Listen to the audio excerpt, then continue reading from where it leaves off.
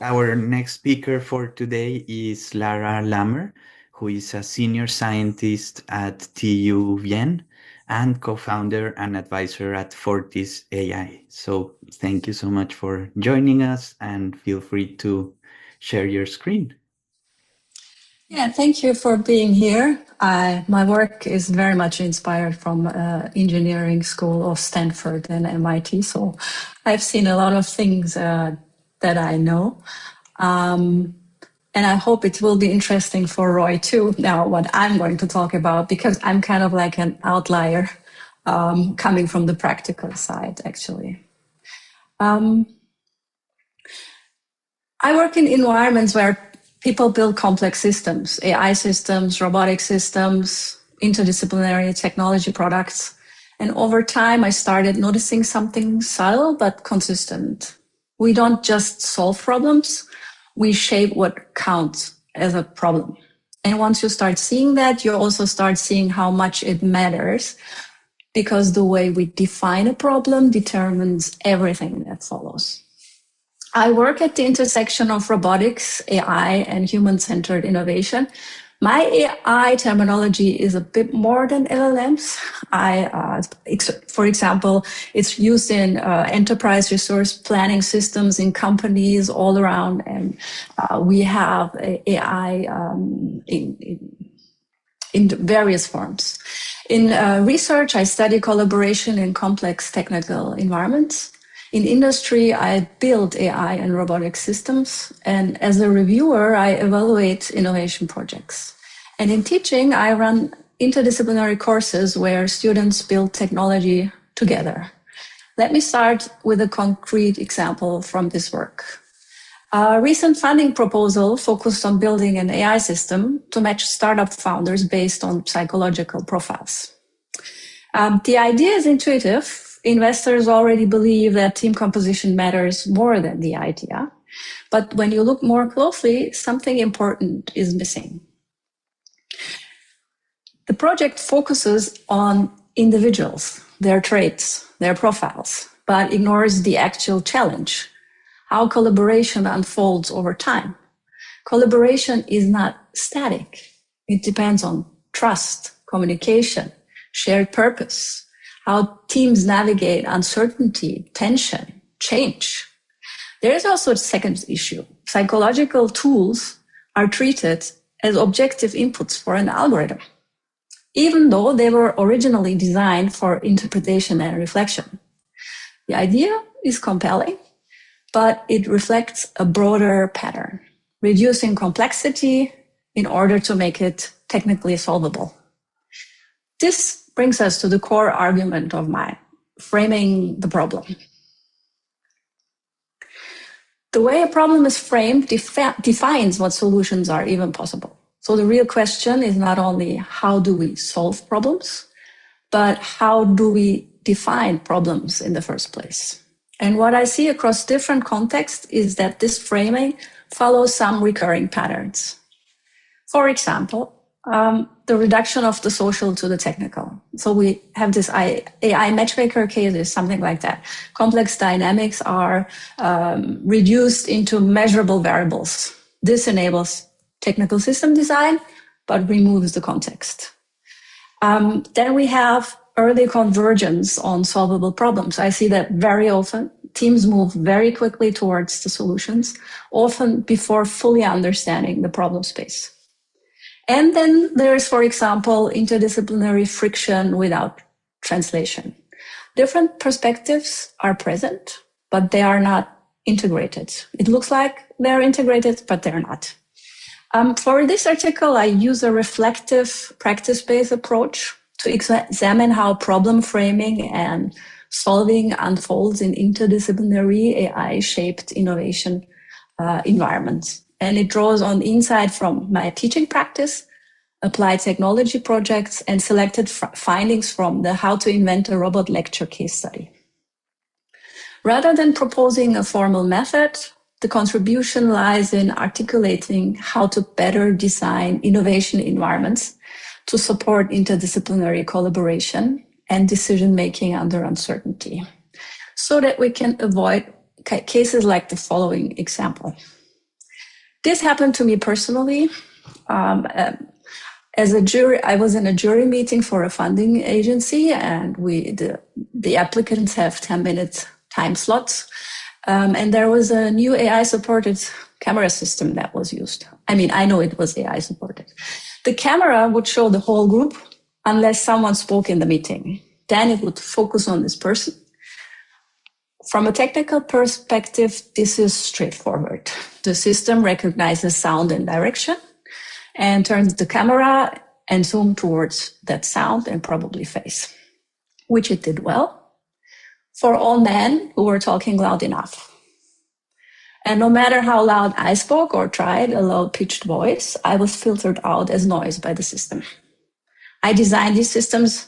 I knew what happened, but nobody saw that, and nobody believed me. The meeting continued because for the majority, everything seemed to function normally, and time pressure was high. Correcting the system required someone to interrupt and insist at the risk of social punishment. The issue was not just technical bias. The real issue was the system shaped what was visible, and the group accepted that reality. In the first example, the problem was misframed. Here, the system enforces that framing. And to understand why this happens, we need to look a bit inside these rooms where engineering teams operate or organizations operate, for example. If we look more closely at these situations, innovation does not primarily happen through formal methods or structured processes. It happens often in small, unnoticed interactions, implicit hierarchies of expertise and legitimacy. The young male moderator of the meeting, who was slightly overwhelmed by the situation and referred back to his decision authority, thinking he had all the necessary information to decide, for example. The translation work between disciplines or lack of it. People bring different assumptions, different languages, and different ways of evaluating what counts as a valid contribution or argument. And under time pressure, what we often observe is not deep integration of perspectives, but a gradual narrowing of what is considered relevant. My expert opinion was not taken into consideration for whatever reason. The same applies to technology innovation and engineering teams. Let's look more explicitly at how decisions are actually made in these rooms. In many of these environments, I work in decision-making happens under significant constraints. Time is limited, resources are limited, a lot of uncertainty, and there is strong pressure to move forward. Under these conditions, innovation teams simplify. They move quickly from problem identification to solution selection, prioritizing options that are technically feasible and actionable. This is not necessarily wrong. It is often necessary, but it has consequences.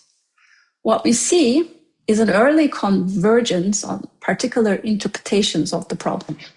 And once a direction is established, alternative perspectives are less likely to be explored. And decisions are guided by dominant signals, confidence, authority, and increasingly system outputs, and what appears to work for the majority. We were just 2 women and 8 men. In the example with the AI-supported camera system, the system functioned correctly for most participants, likely because it worked for the mostly male test engineers, I'm guessing. So the situation was interpreted by the majority as working, even though it systematically included some people. So decision-making is not only a matter of rational evaluation, it is shaped by time pressure, social dynamics, and how information is filtered, increasingly also by AI systems. And over time, and that's the crucial thing, this will shape what actually gets built as technology.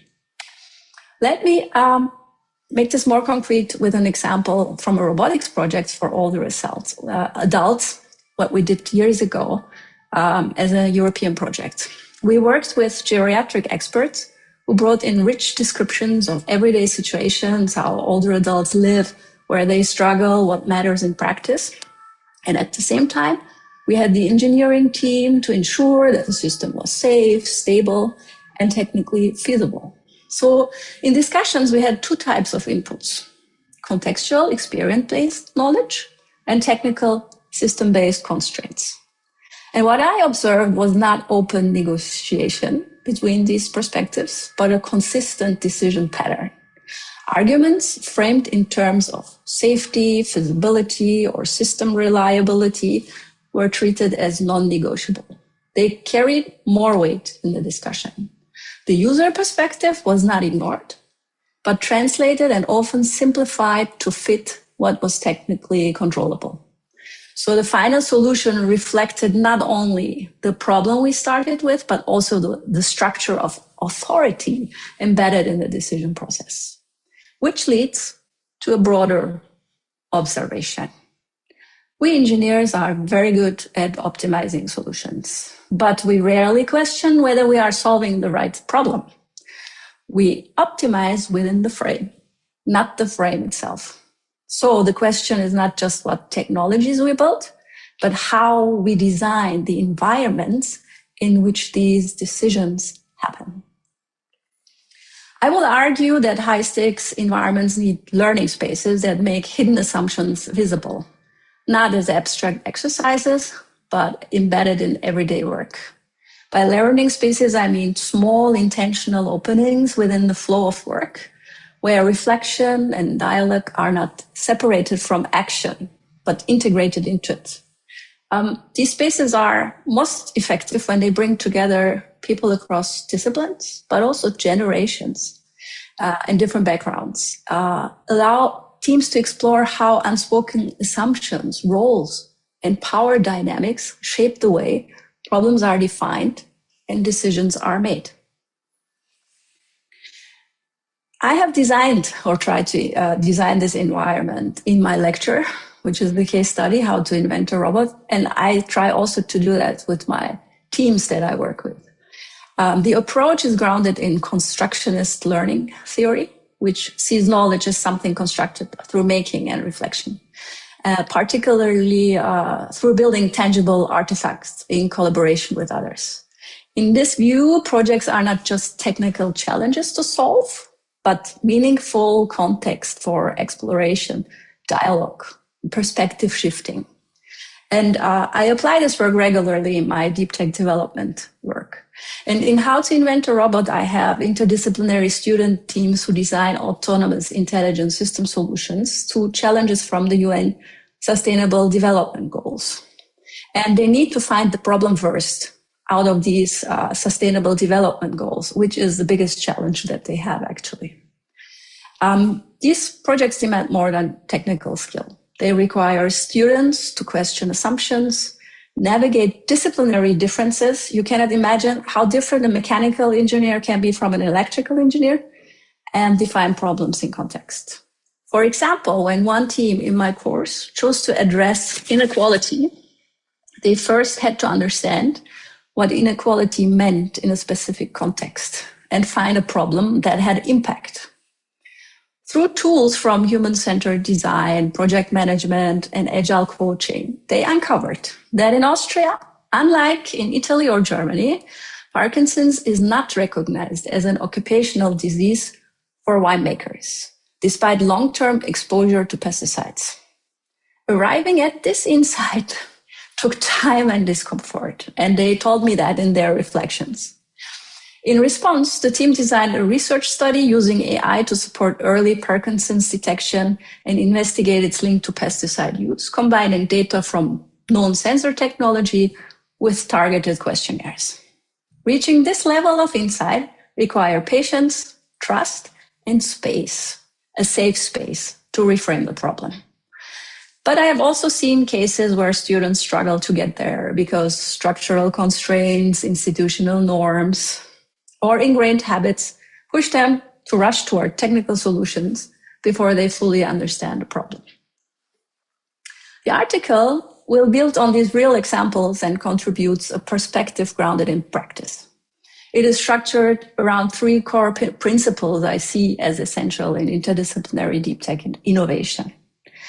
how to meaningfully collaborate to drive real impact that is also sustainable, and how to design technology that serves societal needs, and how empowering individuals by expanding participation and agency can strengthen teams and also organizations. These insights draw on my experience in a range of contexts, including deep tech development, managing my transdisciplinary cross-generational teams, human-robot interaction research with older adults and children, and innovation support work in Vienna, including the AI matchmaker quiz.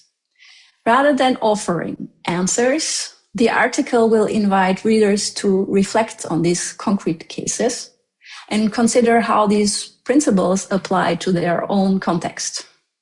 It will be for a connected but diverse audience. Practitioners like me, managers, engineers, funders, educators, working toward more intentional, reflective practice, social scientists who examine the systems that shape problem solving in innovation environments, but also policymakers who influence the conditions in which innovation unfolds. If we want better futures, we need to design better environments for how people think, build, and decide together. And this is coming from the practical view of the things, because from the theoretical view, we know that. The next stage of innovation isn't mainly technical. It's technical, organizational, and social. And AI will not decide which directions we take. It will amplify the structures we design around it.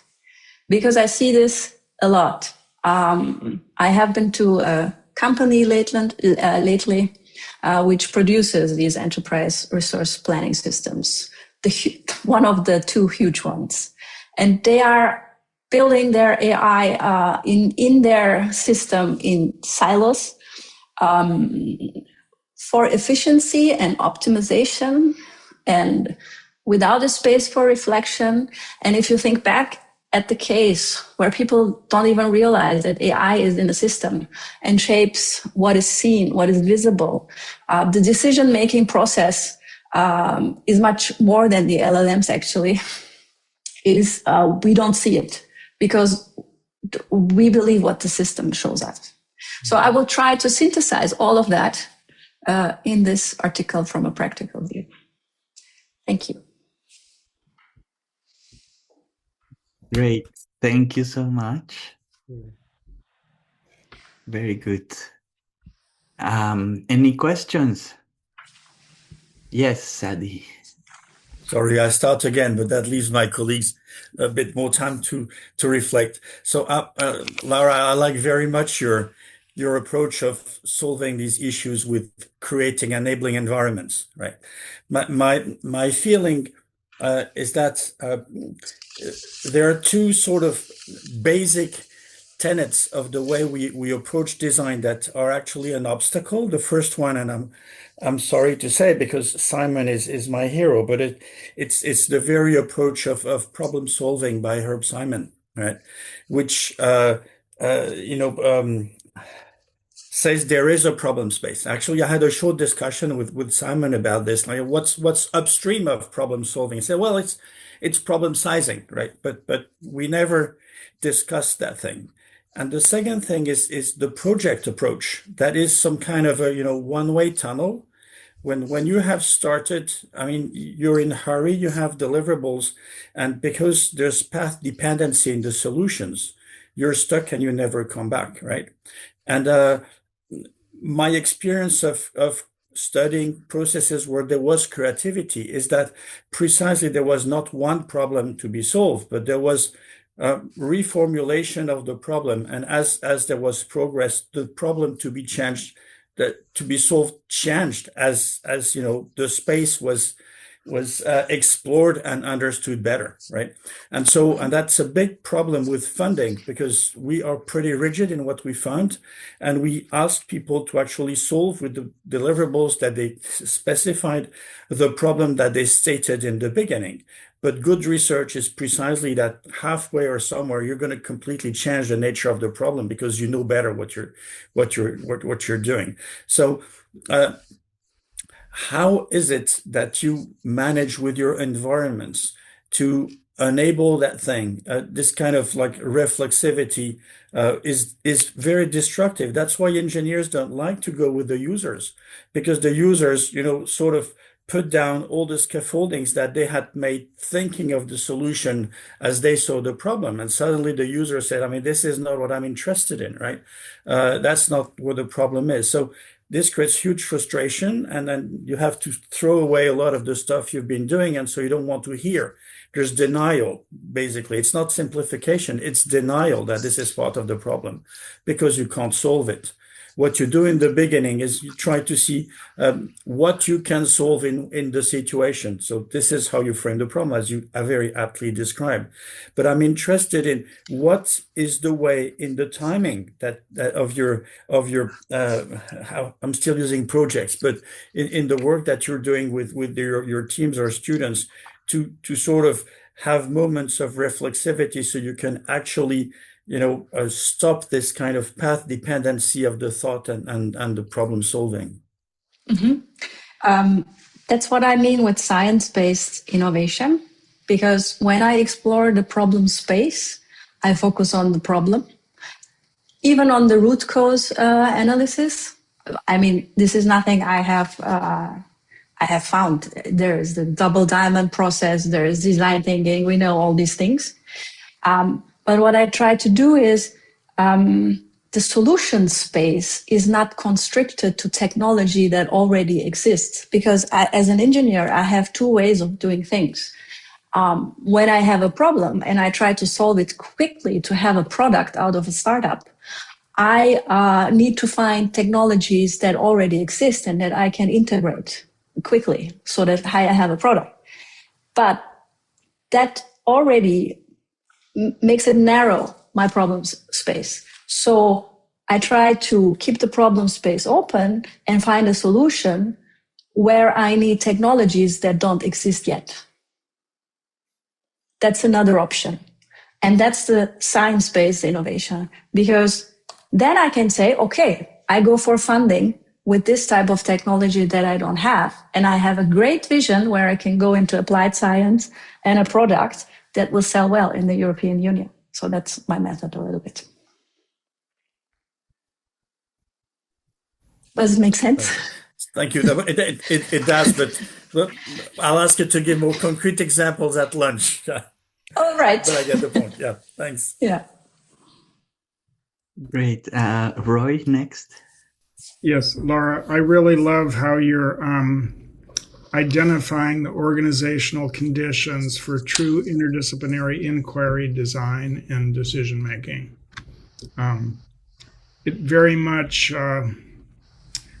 your characterization of conditions including necessary trust and a safe space to redefine problems, very much echo my experience in running an interdisciplinary National Science Foundation center for a decade called the Life Center, learning in informal and formal environments.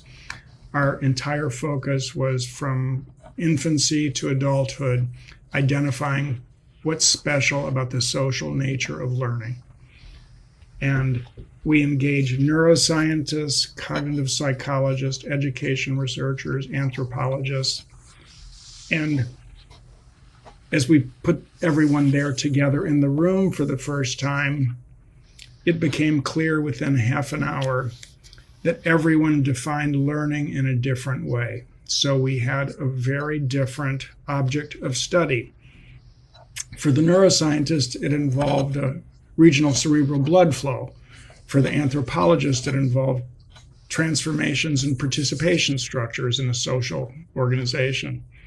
For the cognitive psychologists, it had to do with transformations of mental structures. And so the question in all that context then becomes, well, what methodologies can you possibly use that are going to be acceptable to any, much less all, of the researchers that are engaged?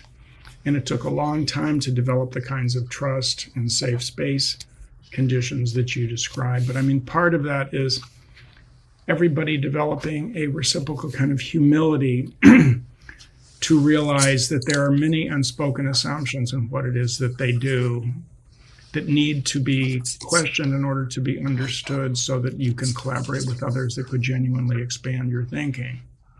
And a common question that everybody would learn to have in these respectful discourses was, and why is that an interesting question for you? Would be one of the questions. A second would be, have you considered that that's a limiting methodology according to parameter A, B, or C, and how it might be different? And questions like those apply to everyone around the table. Nonetheless, of course, as you highlight, you certainly get the dominance. The reductionistic nature of neuroscience often believes that it wins the prize, that the others are fuzzy and hard to operationalize.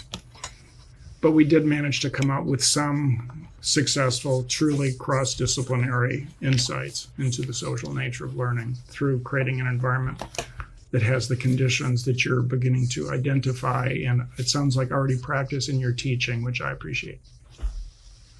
Thank you. Any other questions? We have around 10 minutes. Well, yes, Sadie. Sorry, so if I'm allowed to continue on this, I'd be really interested to see how especially in long-term projects, you can manage the frustration of the participants when you have to go back on some design that's already made and invested, right? But then you realize that you've not attacked the problem in the right way, or there's a better problem to address or something like this. How do you create the possibility of especially for engineer not to lose face, to accept that a lot of things have to, to be seen differently? What's the process? Are there specific moments of reflexivity? Is there a project leader that says, no, this is not the way we do it? How do you get to a collective decision of let's do it differently? Mm-hmm. Maybe to clarify the time constraint that you see, I don't see it that much because I have many project ideas in parallel. And depending on how I make progress, I use that project idea. So that's one thing. The other is, I give you an example.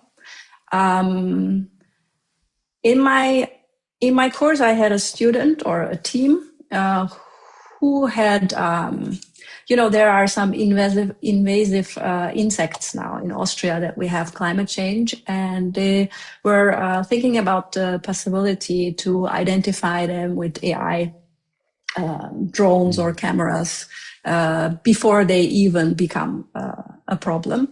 And as a matter of fact, I know someone who does this job in the city, looking at trees and trying to find out if they're sick or if they're not sick.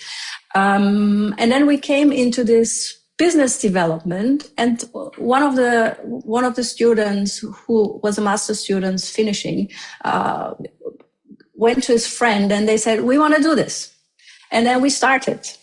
But it's really frustrating because the first way we tried to do it didn't work out. The company didn't want to do it. But that's the entrepreneurship thing. You just adjust. You have this vision and you adjust. And how can you do it? With passion. And that's constructionism. Mick Resnick, I can only cite him, project, peers, passion, and play. If you have that, and my students are really very, very surprised because they don't want to invest so much time in this one lecture, but they do because they have the passion and the play with their peers when they do the project. And you always have this goal, the vision changes, the road changes, and this is this uncertainty and dealing with the uncertainty, how you do it. But the motivation you keep because you know where you're headed together with your peers and people who understand it. That's why it's working in my environment, at least. Not everywhere. I wouldn't do it in a big company, for example. That's why I left big companies. Okay. which was more of my experience. Like when you've spent a few $100K on something and you have to turn in a different direction, it's not very easy to keep the team motivated, right? Yeah. Well, thank you. Yeah, you're welcome. Great. Any last comments, questions? All right. If not, thank you so much, Lara and everyone, for that.